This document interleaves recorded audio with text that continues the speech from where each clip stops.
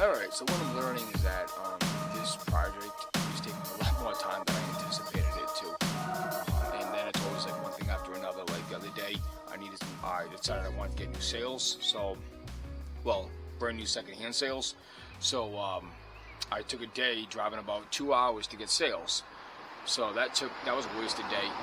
And then the place that I got this boat, well, I got this boat for free, and the guy who I got the boat from got it from a boat yard up, what the hell was it called? Mattapoisett, I believe, in Mass. I think I'm pronouncing that right, or possibly wrong. But anyways, I had to go there after work to get the bill of sale, because I had a title but no bill of sale, and bill of sale had to be notarized. So anyways, so that took another like 2 hours there, 2 hours back. So I've been wasting a lot of days trying to get that stuff done. And then, like I said, I think I said it previously in the last video, I had reserved a mooring, which is great in Warwick Cove. So I took, left work a little bit early. I anticipated to go, pay the guy. And as I get down there, I realized that he's not picking up. He's completely ghosting me. So I tried to message him the next couple of days, nothing. So I was kind of bummed out about that. Luckily, I did find another mooring, so that's good. I got to pay the guy this week. So again, that's another, I would drive there and back to pay the guy. So anyways, it's been a little delay trying to get this done because there's been other things I had to do in regards to getting the boat on the water, registered and all that. So just actually, that's another thing. I still got to take some time out, leave work early, and kill another night to get the boat registered. So there's, there's that. All right. So now I think we're at the point now where I can get a little bit more things done. The boat's completely painted with the white enamel, like I showed you in the last video. So the painting is completely done. So that's good. I did say I wanted to start doing the cutouts for the chop plotter and electronics such as on VHF, but obviously I think I jumped the gun with that. I want to completely redo the electrical. So where we had a 12-volt single battery, and it was like a complete rat's nest under the cockpit locker. So, which is where the battery and everything goes. So what I want to do is start from scratch. I want to rip all the wires out, and I already bought the two new Group 29 deep cycle batteries. I got two of them. We got the solar panels in. I did forget to mention, I bought a bunch of stuff for this boat. It all came in last week. So there's just too much to mention right now, but I got a bunch of stuff, so it's pretty awesome. Well, one of the things I got was the 200 watt solar panel system with the charge controller, obviously. So I'm gonna rip everything out and get the new electronics in, including the two batteries, the battery boxes, which I have to rebuild, where the battery boxes sit on, the bus bar, everything, the whole 9 yards. So, alright, well, it's getting kind of late now. I just ripped all of the old electronics out.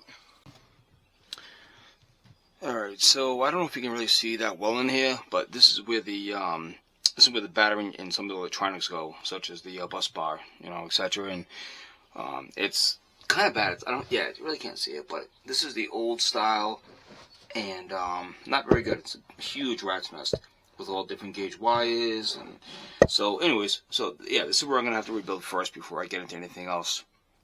This is where I'm gonna have to build a new mount for the battery trays for the two Group 29 batteries that I'm gonna install over here, and this is only for one, so I'll do that first. Man, I don't have a lot of time, and I'm looking at it now, and like, this is gonna be so much work. But anyways, well, better get to it. Let's go. Here's a little bit closer of a look what we're dealing with, and it's really bad. Everything just like rotted out, like all the supports for these wires, and I obviously don't have a lot of experience with this, so this isn't going to be an instructional video, so I'm not going to go into too much detail about like how I do this, because, well, I'm not even sure I'm going to do this, but I guess the first thing is to clean up all this. Actually, I'm going to rip it all out, and the battery box was over here, and that was completely rotted out. It was for a single battery, and we're going to use a dual battery system, so I'm going to have to rebuild the battery box, well, the battery tray I should say, and out of wood. We'll fiberglass that in, and then I have two battery trays for the batteries to go into. So we'll do that. And then after that, we'll start rewiring and adding the rest of the electrical components. So, alright, like I said, I'm not going to like video everything like how I do this because it's not an instructional video. But I'll kind of like check in from time to time throughout the day with the progress. So, alright. Alright, here's the base for the battery tray. It's like 14 by 18, it's irrelevant. But I just mixed up some resin over here. 3 ounces, 30 drops. It's not a science in the mix, but it's pretty much what I've been doing, and it works pretty well. So, alright. Alright, here's a finished product. I got both front and back side done, and sides done. So that should do the trick, and now I can continue ripping out the rest of the wiring and some of the older electrical components. So as this cures, I'll get to that. And by the time I'm done with the wires, this should be ready to install, get the battery tray in, batteries, and continue wiring everything up. Alright.